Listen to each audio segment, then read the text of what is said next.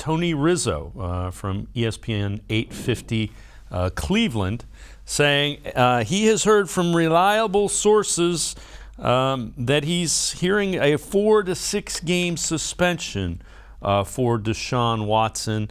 And again, those might be sources that are saying that's what they are expecting.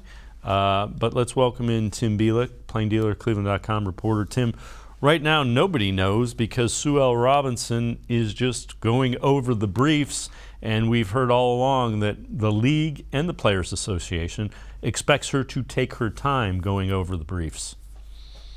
Exactly, and that's what you expect from a former federal judge. She's going to go through all the information in the briefs, go through everything that's been said through the multiple days of the disciplinary hearings, and obviously be very judicious about everything that she's heard, all the evidence that's been presented to her, and as well as, the standards put forth in the NFL personal conduct policy as far as, what those say about certain standards that players have to meet or whatever. And we've seen a lot of the reports since the hearings that have been very pro Deshaun Watson in that maybe it's not going to be an indefinite full season suspension. There's the possibility, maybe a little bigger than we thought, that maybe there is no suspension at all.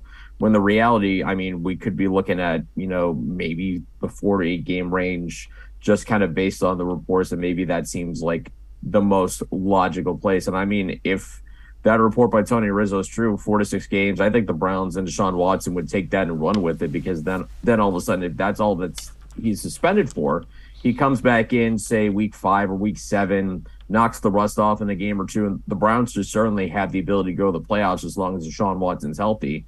Obviously, the lesser suspension, the better for the Browns and for Deshaun Watson. But, we're just going to have to take our time and wait for this, because we know that based on her experience, her years behind the bench, Judge Robinson is going to work on a very detailed statement explaining everything in detail, leaning towards her decision.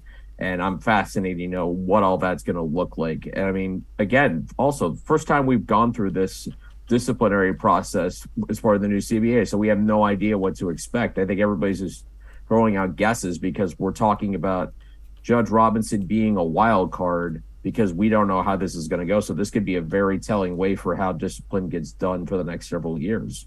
Yeah, and again, it will be in the form of a written document. The briefs will likely be cited heavily towards the side that it airs on, be it a suspension or lack of suspension. And then there's the ability to appeal.